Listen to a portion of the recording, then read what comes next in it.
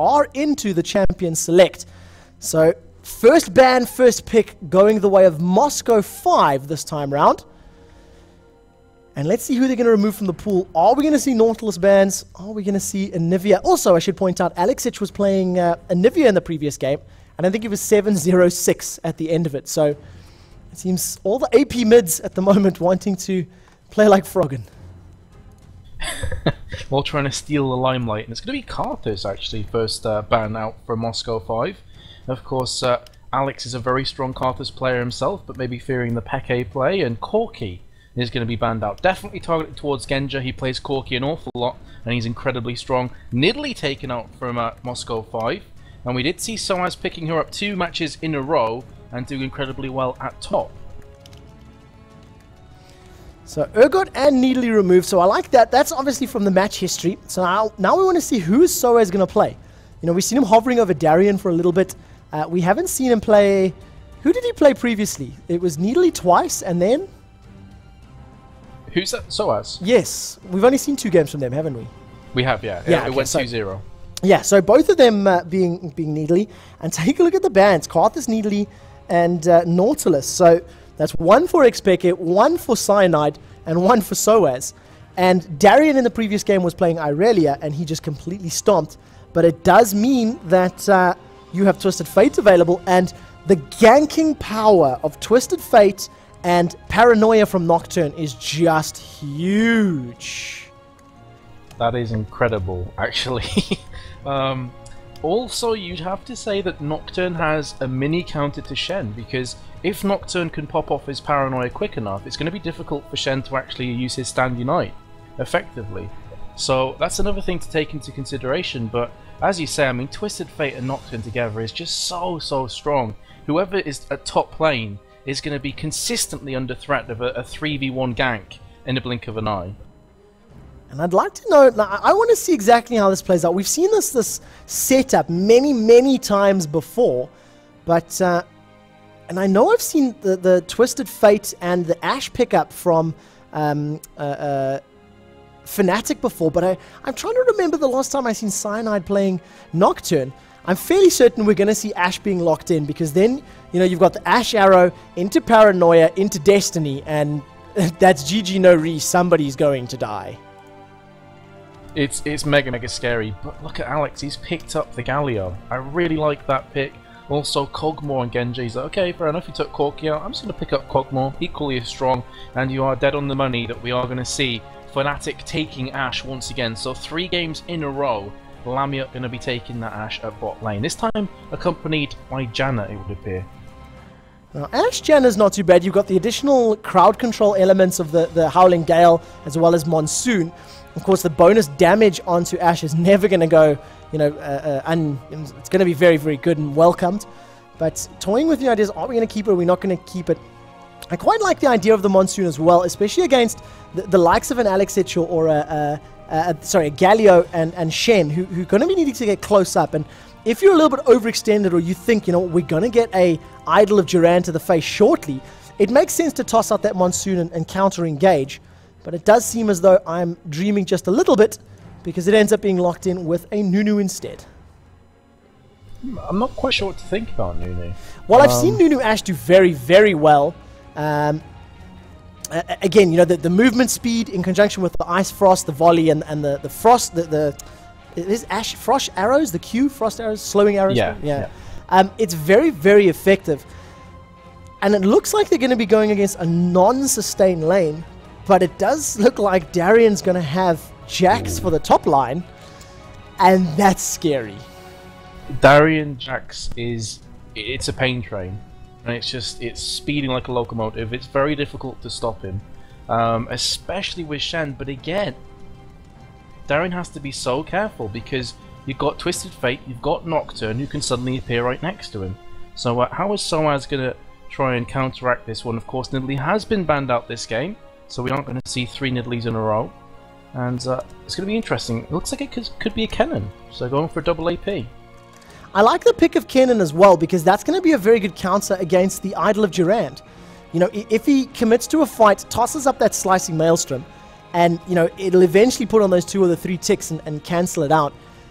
Other than that, I mean, you've got the Fear proc from Nocturne and the gold card from Expeke, but that's really it in terms of cancelling that idol. So Alexic may be able to get out a really, really good idol of Durand and allow Kog'Maw and with Genja just to sit there and bash everyone in the face.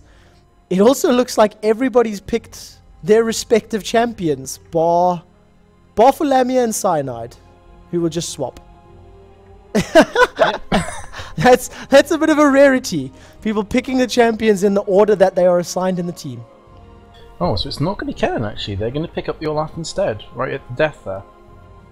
So fairly interesting stuff. Olaf generally does pretty decent against melee champions. Of course, the reckless swing is true damage. Doesn't matter how much armor you have, it's going to hit you just all the same. So very, very interesting composition from Fnatic. I really like that pickup as well, because if he manages, or if he gets caught by the Idol of Durand, he's going to be able to just Ragnarok himself out of it and run straight onto Genja and just put as much damage down as he can. So I like that pickup. I definitely think we're going to see a Quicksilver Sash on Lamia at some point during the course of the proceedings. And let's take a look at the runes at the moment. Alexic, I think he's going to be running pretty standard.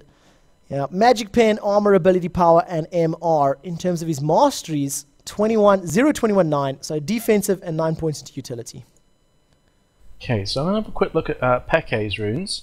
He's going to have movement speed, 4.5%, ability power 1845, and 8.5 magic penetration. And the movement speed makes sense. Obviously, the gold card is pretty much what sets him up for those kills alongside Destiny. So having that extra movement speed is really going to come good for him.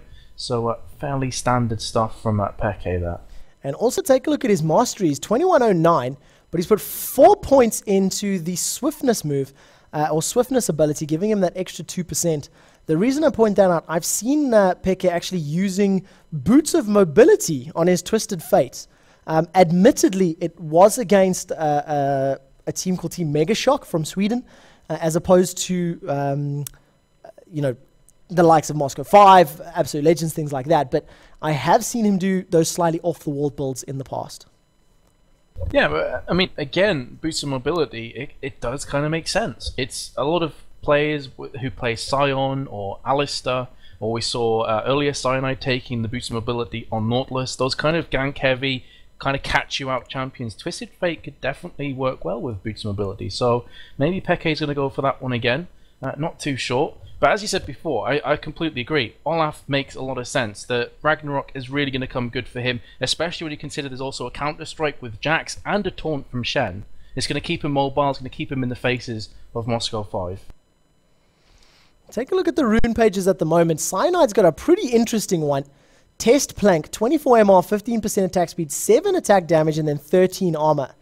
In terms of his masteries, 2109, also going for that movement speed. So really, really trying to get as much movement speed as he can. Set up those ganks and try to control the game. Both sides have got such strong teams and champions, but they're two completely different styles. You know, you've got Galio and the Idol of Durand, which is so powerful in those team fights. But then you've got the gank-heavy style of Fnatic, you know. If it comes to a straight-up 5v5 engage, I don't think they can win. I don't think a Olaf and Nocturne is going to be able to stand up against Galio, Shen, and Jax. And that lineup, those three, are going to be able to protect Kog'Maw quite significantly. So while we get to the last 30 seconds, guys, I do need to throw up another advert break. And when we are back, game number 1 of Fnatic versus Moscow 5. So runes, nothing really out of the ordinary. I looked at Soaz's, but my brain didn't actually register what they were. You know, you open it up and it just, I was looking at it, but just nothing went in.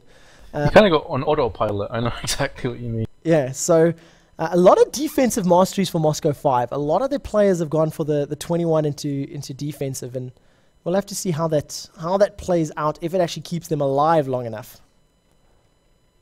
Well, I mean, we speak a lot about meat shields in League of Legends, because you really want to protect that AD carry. And if you have a look at Moscow 5, I mean, man, do they have a great meat shield.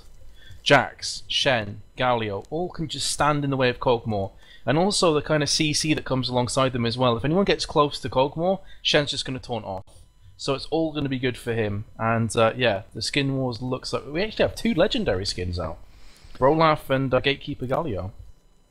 Oh, this is a tough one. I think I have to give it to High Noon, Twisted Fate, and Brolaf. Jaximus is cool. Jaximus is cool, don't get me wrong. But I just think that the Brolaf of chug, chug, chug is too strong. I just love when you see a Reckless Swing finish someone off and he's like, kaboom, baby! There's just nothing really beats that, in my opinion. It's so good.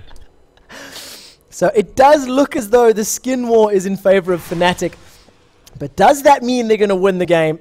Does that mean they stand a chance in this game at all? Ladies and gentlemen, that is what I want to know from you guys.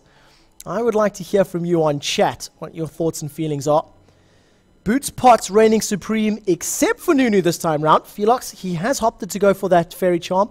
And when you consider he has Blood Boil, it's not necessary to get that extra level 1 boots at this stage. And we do see Fnatic setting up for a potential very early gank. Yep. So Genji's going to have to be oh so careful in that tri-bush. He is going to have some support coming from Soraka, but wouldn't fancy his chances if that 5-strong Fnatic team goes through. Here comes Soaz taking point, going to be going in. Will Genji be quick enough? The undertow has landed. Is that going to give Twisted Fate the opportunity? He does flash in with the gold card. That's going to be first blood on Lamia. Beautiful play coming up from Fnatic. And Genji just must be wondering what the hell just hit him. I actually stuck that into the vision of Moscow 5, and literally all we seen was the undertow landing, followed up by insta-flash gold card, and first blood going to Lamia. That's huge. Going to be starting the lane with, let's see if he's actually going to buy that Dawn's Blade. She will wait for it. 4 gold to pick up the Dawn's Blade. So Boots, Pots, and the Dawn's Blade to begin with, in comparison to just the Boots, Pots of Kog'Maw. And, of course, everybody else picking up the assist. Look at the wards from Fnatic. Yeah, 4 wards on the battlefield for them. Something tells me they're looking for vision. I don't know why. Yeah, just a bit, perhaps. And that's the second game, actually, we've seen Lamia pick up the first blood and take the Doran's Blade. Last time, I think she waited for the Berserker's Greaves as well, but the first blood wasn't quite as quick as it has been this game. But that's definitely going to give her a big advantage. Of course, if you don't know much about League of Legends, Dawn Blade gives you 80 health, 10 attack damage, and 3% lifesteal. Can make a big difference early game. Darien already looking to put some pressure down to Soaz. Unfortunately, not managing to land that counter-attack, so no additional auto-attacks. Does Olaf beat Jackson lane? He's very strong, Olaf, against a lot of melee champions. That Reckless Swing is incredible. Oh, I just managed to mute my microphone. Sorry about that. I've seen that matchup go back and forth, and I don't know if Olaf could be considered a counter to Jax. We'll have to see how it levels up. And I'd like to see how Soaz actually is going to play this Olaf, because you can play him so many ways, like sort of tanky DPS, the slightly more standard Frozen Mallet, into maybe like an Atma's Impaler, that type of route. Or alternatively, I've seen quite a few players playing him in somewhat of a disruption role, going for the likes of Arendian's Omen, Shirelia's Reverie, Frozen Heart, and relying on his true damage Reckless Swing, cooldown reduction, and the cooldown on the undertow, just to continually harass. Undertow. We do see Ignite going down into Gosu Pepper. Flash away means volley doesn't hit, and if that volley had hit, it would have been a dead Gosu Pepper. Yep, definitely would have been. So that's exactly what Summoner spells are used for, allowing Gosu Pepper to survive. And yeah, just mentioning before about Olaf, what I would expect to see from him in this game is exactly what you said, a Frozen Heart. I mean, I'm really going to be betting on a Frozen Heart and potentially a Randuin's Omen on top of that. I think he's going to go tanky here. We do see Xpeka. He has managed to catch out Diamond Prox, but he's just going to be able to Shadow Dash over that little wall and get to safety. Yep, so Olaf has actually chugged through all his pots. So as level 4 is going to be coming down towards Jax. There is a ward in that tri-bush, but Nocturne is coming up as well. This could be Darien going down. Is going to pop off the counter-strike. It's not going to be enough to save him, surely, and he will get dropped from Brolaf. So that's going to be a quick fire 2-0 to Fnatic, and Olaf with an early kill. That is going to be scary at top lane. And once again, we see a slightly overconfident recall in a slightly unorthodox position, costing a death. You know, we've seen it in the previous game. It was Veggie, if I recall correctly. Yeah, you know, twice, being caught out twice in game number 1 against Fnatic. And this time round, compliments of those wards. And the thing that I love, the reason I love watching this and pointing that out, that ward would not have been there if he didn't get the assist for first blood. And if that ward was not there, they probably would not have picked up that kill. So, huge. And that's the thing. I mean, these small things in League of Legends really start to stack up. You know, as you say, that assist doesn't come in, the ward's not there, the kill doesn't come down. So Olaf kind of is going to go back to spawn. What does he pick up? An early Heart of Gold. So good. Again, that's going to reflect that more than likely he is going to be building towards a Randuin's Omen as the game progresses on. I would also like to once again just apologize to those of you who have just seen the adverts. I'm actually not in control of the adverts right now. So this is the admin team that's doing that. I'd love it if you guys could send some tweets to them at MMO Champions on Twitter and say, stop spamming me during games. Just, that would be really, really great. Anyways, 2-0 Fnatic up 1,600 gold. The Blood Boil on Lamia is doing really, really well because they've been in control of this lane several times. They've pushed the lane several times and they've been in control of it thus far. It appears as though the sustain isn't really doing a big difference at the moment, and now we've got a lot of aggression coming down onto Gosu Pepper. Are we going to see a tower dive? The Dustbringer does land, Wish comes out, Cyanide moves forward, manages to pick up the assist, and Lamia 2-0-0. That Blood Boil is just too strong. You know what, man? I'm just going to stop making predictions. Because I suck at making predictions. I'm like, Moscow 5 have got this. Fnatic with an early 3-0. The worst part for me, the most infuriating thing, this cup I didn't actually place my predictions at interlol.com on that match ticker. So the games that I'm finally predicting right, I don't have on my record score sheet. So I'm a bit cross with myself. Well, I mean, you got the moral victory. Everyone's heard you say it. So far you've got a 100% victory rate in the prediction war. Well, thank you very much. It's a moral victory. We do have Destiny coming out. Genji's now going to go down. Gold card to the face. Another kill the way of Fnatic. And there is going to potentially be a kill here onto Fearlox. He manages to get away somehow. Alexic not using those abilities. Unfortunately, they were on cooldown. And Lamia, with just the Doran's Blade and Berserker's Greaves, was able to force Alexic out before he could even consider getting that Idol of Durandorf. Oh, that is painful. That is definitely painful. Nunu escaping on very, very low health. And another gank coming in good for Fnatic. So, you know, early 4-0 lead. Ashe has gone back, already picked up herself the Berserker's Greaves, the Pickaxe, and the Doran's Blade. And comparing that to Genja, who has just 2 Doran's Blades and Boots of Speed, that's going to be really, really one-sided. And of course, add to the fact that, yes, itemization, you know, Lamia is already ahead, but you need to factor in the difference that Blood Boil makes as well. Increases movement speed by 13% and attack speed by 45%. So not only is that the difference, look at this, there goes crit. We see Nunu and Twisted Fate there as well. Crit followed up, the volley's now going to come in there. It's going to be enough. Genja's going to try to pick up the kill onto Lamia. Paranoia is going to be enough to pick up a kill in the background. And Fnatic just pick up 2 really, really easy kills. This should potentially be a dragon. I think it will be. The mark went off. Nunu and Twisted Fate both going to go up. Peke did put a ward down in the tri-bush. So they're going to get early warning if Shen does try and poke up and give it a steal. But Lamia, actually, this isn't going to be a dragon just yet. The bot lane did recall. Lamia went back, so they have opted to not bother with dragon just for now. So, well, okay, I suppose when you're a little bit ahead, you know, you don't have to force it. Lamia was, of course, very, very low and has decided to go back and take a look at that. Being in a non-sustain lane, not having the heal, has opted to use that gold that she had to pick up the Vamp Scepter. 0-0-5 on Nunu, 3-0-2 Lamia, 2-0-2 Expeke. You could not ask for a better start to your grand final. And yeah, I mean, what more can you say? Great ganks and great positional play. Yeah, and on top of that, Olaf is 1-0-1. He's got Heart of Gold already, the Ninja Tabi boots. Twisted Fate has popped off the Destiny. Where is he going to be going with this? He's going to be going to bot lane. Genja could be falling once again. The AD carry is coming under all kinds of attacks consistently from Twisted Fate. This is what we were talking about before, the global presence of Nocturne and TF. And they have been harassing that bot lane time and time again. Speaking of global ultimates, Shen used his on Genja just to keep him alive. Yep. If that Stand United had not come in there, the wild cards and the volley was going to be enough to actually pick up the kill. And very, very wisely from Fnatic, they seen the animation, they seen the Stand United, and they didn't overcommit. You know, they seen it there and they fell back. They just immediately stepped backwards, and that was the right thing to do, was the right decision to make for Fnatic. In the top lane, Soaz goes very, very low against Darien. And luckily Cyanide was around to prevent a death at the very least.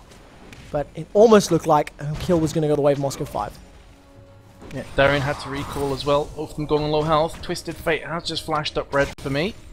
But I'm not going to be too bothered. Underneath the tower with blue buff as well. That's going to give Destiny just that little bit less cooldown, which is going to allow him to just gank more and more and more. Vampiric Scepter has been built up onto Ashe. We are going to have a Wriggles Lantern on Nocturne already. And it's fairly scary. Oh, already a large rod on TF. Ouchie. And excuse the childish laughter. I've also just heard that the large rod TF has been interviewed by Interlol. If you guys head over to interlol.com, the #1 news article, the very first one, the newest one, is actually up there and running. So go check it out. Cyanide currently sitting 2-0-2 with a very large rod. He's going to be destinying in. Gold card lands onto Gosu Pepper. The Absolute Zero comes out. It's going to hold him in place. And popping the Absolute Zero is going to pick up the kill. And a great enchanted Crystal Arrow. That's going to be a dead Genja. 0-8 Fnatic. Wow, wow, wow. Well, I think the large rod has just been upgraded to a huge rod. The balls and Peke, they're tangibly big. Let's just put it that way. That's going to be a dragon as well. So gold is going up and up and up. 8-0 already to Fnatic. And, well, as I said before, my predictions have just been epic fail today. Paranoia is going to be used onto Alexich in the top lane. Paranoia, the Fear Leash is around. Unfortunately, Expected just too far away to get in range for that gold card. And the thing that really needs to be pointed out is just how hard they're camping Genja. Because, of course, Kog'Maw is one of the hardest carrying, champions in the game. All of the damage that he can put out and all of the scale into the mid and the late game. By harassing him and getting him 0-4, 46 CS to the 4-0-3, 82 CS of Lamia, it's just going to delay everything. It puts Genja completely on the back foot. It prevents him getting to that hyper carry status, which Kog'Maw really, really needs. And if Fnatic can win the game by the 30-35 minute mark and not give Kog'Maw any time to ever make it into the game, that's the the best thing that they can do, and they're en route to that sort of victory at this point in time. I can't add anything to that. That's just spot on. We are going to have an Idol Durando underneath the tower. Is this enough to finish off Expected? Yes, it is. From Galio, who takes the Q to finish that one up nicely. In the meantime, we're going to have an action at top lane. The Stand Unite has been used from Shen. Brolaf is trying his best to pull himself back. Look at that damage from Reckless Swing. Is it going to be enough to finish off Jax? Oh, it's so close. No, it's not. He went to one. He went to 1 hit point. Oh, 1 hit point. For anybody that was watching the stream and watching his hit point total on the left-hand side, it was 47, which ticked to 1, and then went up to 2, and then was followed up by the Wish. So that little half-second delay on TeamSpeak or Vent or whatever it is that they're using, unfortunately meant that Wish wasn't used. It wasn't necessary, but it does mean it's wasted and it's on cooldown. Oh man. So maybe that's the beginning of something special for Moscow 5 to come back into this game. 13 minutes 30 through, goal difference about 5k. That's a fairly big chunk of difference this early on in the game.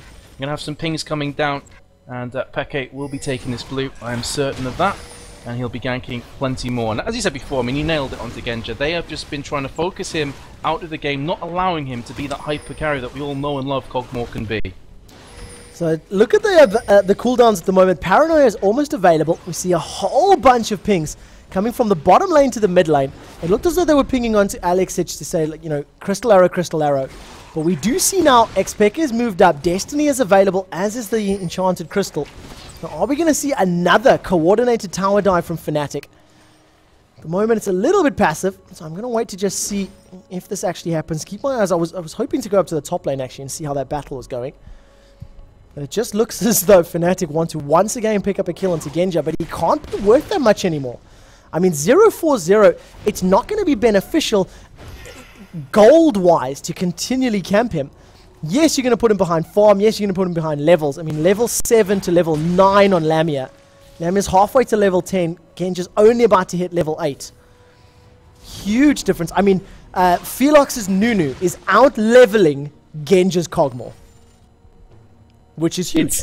Yeah, that's kind of what that statistic won't bode very well with Genja. And if you have a look, BF Sword Pickaxe compared to 3 Doran's Blades. That bot lane is scary. 50 odd gold behind finishing Infinity Edge. So Infinity Edge, Berserker's Greaves, Vamp Scepter, and the Doran's Blade at 15 minutes. You're not going to be an unhappy Lamia. And once again, we see a lot of pings on this bottom line. We see Diamond Procs. There is a ward, so if Diamond Procs carries on walking, he's going to walk straight into the vision of Fnatic. Paranoia is available, as is Destiny. And we're just going to have to see whether or not Lamia decides to open up with this Crystal Arrow. Look at the ward coverage as well at bot lane. Well, one of them just ran out, but they had like a square of bushes all warded there. They know they're miles ahead. They just want to make sure they keep doing this. We are going to have an absolute zero underneath the tower and an arrow. Here comes Cyanide from the back. The Unspeakable Horror is going to proc off. Destiny's taken as well from Twisted Fate, who will flash through the wall, taking out Soraka. Beautiful play from Fnatic that comes pristine, precise, and do pick up 2 kills. Lovely stuff.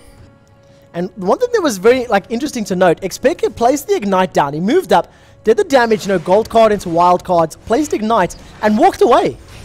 Stepped right back, and knew that Ignite was going to pick up the kill. So really, really nicely done. And exactly like you said, the communication was great, the coordination was great. And what I liked about Xpeke's move in particular was he waited for the tower to go down, or he waited for the gank. He was looking, are there going to be flashes from Moscow 5? Where are they going to go? And then he followed it with Destiny. So great coordinated play. Infinity Edge now completed, and 790 gold in the bank for Lamia. Darien in the top lane, though, is having a lot of fun with Soaz. 115 CS to the 110 on Soaz. And Soaz is just on the back foot. There's the counter attack. It does land. Leap Strike into Empower. If those cooldowns come back plus Ignite, I think that's going to be a dead Soaz. Yeah, he's going to recall though, so he's not going to risk it. He's not going to gamble. And this is really nice though. I mean, from a kind of spectatorial casting viewpoint, it's great to see Fnatic coming back after a lot of people would argue they've been through a bit of a slump recently. So to see them playing so well tonight, I mean, it's just awesome to actually witness. Now, I'd like to see if this form is going to carry to LAN. They did really, really well at MLG going into it. They placed top 6. I think they were expected to play sort of top 8 or so, but from what I understand, at least according to Reddit and Twitter, there was quite a few surprises about their performances, and especially when you consider Soaz was only very recently added to the team. They haven't had the level of practice that maybe some of the other rosters had.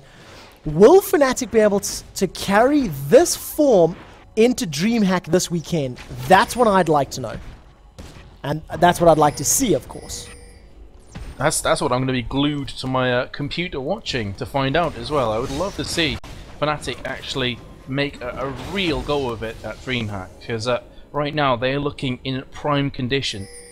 Baron, of course, is going to start to play a factor here. Lots of pings going off from either side around the river towards Baron. We are going to have a couple wards planted, and Soaz is going to rejoin top again. Darien is in a bit of trouble here. Reckless Swing has been landed, Undertow as well. He's going to be able to leap strike back onto his own minions and escape. And something that needs to be pointed out, take a look at Lamia's skill build right now. The Enchanted Crystal Arrow goes out. That's onto Gosu Pippa. Paranoia follows up by Gold Card. Now a great Idol of Durand by Alexich manages to deal immense damage across the board. There goes the Resolute Smite. Manages to pick up one more kill in the background. 1-for-1 exchange, making that a 2-for-1. Compliments of a flash, auto attack, Umbra Blades. Now Destiny's available. Looking to see if Diamond Procs was going to push that one. I think that was just to get away to safety, but huge play. As I clicked onto Lamia to look at the ability order, maxing out Hawkshot, being so far in control of that lane, 5 points into Hawkshot, you consider that's an additional 5 gold per creep, sitting on 7,500 gold to 4,000 gold at the 19-minute mark, which is huge. Wow, I actually need to point something out as well, actually. Moscow 5, I feel really sorry for Alex. He's got 196 creep score. He has, by about 50 to 60 creep score, the most on the server right now playing. And yet he's on 2 for 1, and his team are getting crushed. He must be feeling, what the hell did I do wrong here? The thing is, they're not, they're not out of this game. And the reason I say that, Galio, Shen, Jax, and Kog'Maw scale significantly harder than Nunu, Nocturne, and Twisted Fate. Yes, Olaf is going to scale very well, but Jax is going to be able to take him out once they get sort of full item build. There comes the Stand United now in the top line. He's going to be able to try land the taunt, but of course Ragnarok means he's going to be able to get away. Unfortunately, in what was a 2v2 has now become a 3v2. There goes the Leap Strike and Empower. The very last second of the tick means that Cyanide manages to save Soaz's life, and Soaz, so brave and so cocky, runs in there, lands one more reckless swing, and actually picks up the kill. If the game gets to the... Oh, another advert break. I'm sorry, guys. I'm going to yell at these admins. They missed that kill now. Compliments of the admins. So if you are listening, I'm very cross, admins. I'm completely lost my train of thought. Oh, the longer the game goes on, the more powerful Jax is going to become, the more powerful Galio is going to become, and the more powerful Kog'Maw is going to become. That's very true, and I think it's a case right now of Moscow 5 just trying to hang in there. Genja and Peke are going to be coming head to head. In fact, the cavalry starting to arrive now. Gold card has landed. Genja should be going down, trying his best to retaliate back onto Peke, but I don't think it's going to be anywhere near enough damage to take him out. And the other thing as well that I just noticed, that we do have a Glacial Shroud picked up on Olaf and the Giant's Belt with Fade, so I'm thinking Frozen Mallet and the Frozen Heart maybe, alongside Randuin's Omen. So the Frozen Viking is going Frozen items. Yes, that's what it looks like right now. Also, to everybody that is back on stream, I once again apologize about the advert break. I would love it if you guys could jump onto Twitter and tweet at MMO Champions, stop playing ad breaks. That would be fantastic, because the admins appear not to want to be listening to me. And at the moment, Darien versus Soaz, the fight is going on in the top lane. Ragnarok has been used, and Soaz is trying to get away. Paranoia dives onto Darien. The Duskbringer somehow manages to miss. Destiny, followed by Gold Card into Wild Cards, means Xpeke gets just another kill. Absolutely no problems. Yeah, again, I just have to feel Moscow 5 have to weather the storm for the laning phase. Diamond Proc should be going down as well. Yes, he will from Peke. So double kill there at the top lane.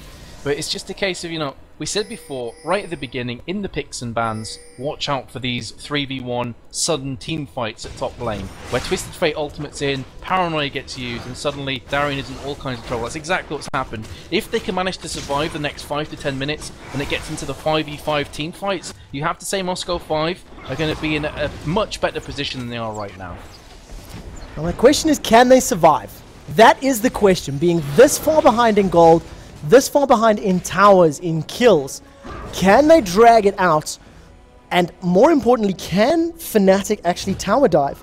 If Fnatic are able to commit to a tower dive fight, which you don't want to do against an idol of Durand, but if they're able to and actually pick up some kills and then carry on forcing the game in the next 10 or 15 minutes, then they're going to win. That's the goal. But if not... if they're unable to, then it buys M5 time to get back into it. Yeah, Alex is still farming like a boss. 245 has he Bizzle Scepter, Chalice of Harmony, and a Blasting Wand. Maybe going to Rabadon's, not too sure what he's going to be building with that one. Either way, he's going to recall, and in the meantime, Darren will be pushing at that top. He only has the Phage, the Sheen, and the Zeal. If you compare that to Olaf, who has the Frozen Heart finished off, and is building towards that Frozen Mallet too. He has 700, nearly 800 gold. Of course, it does cost 825 to finish off the Frozen Mallet, and he is going to be harassing that mid lane. Soaz manages to stay alive somehow. We do see a Crystal Arrow coming in. Is it going to land onto anybody though? Nope. Flies over Soaz's head, and he manages to walk away unscathed. Well, Soaz is the good guy. Wouldn't have hit him at all. Look at the item build on Genji at the moment. 060, he's finished Triple Doran's Blades, Phantom Dancer, and 140 CS to the 194 CS on Lamia. In conjunction with all the dragons and all of those things is huge, huge, huge. Yeah, speaking of Dragon, another one has just been finished off from Fnatic, as Lamia and Feliox will be taking that one up very comfortably. And the items alongside Ashe are really scary. She has Last Whisper, she's got the Infinity Edge and a Zeal. For 25 minutes nearly, that is pretty impressive stuff by all accounts.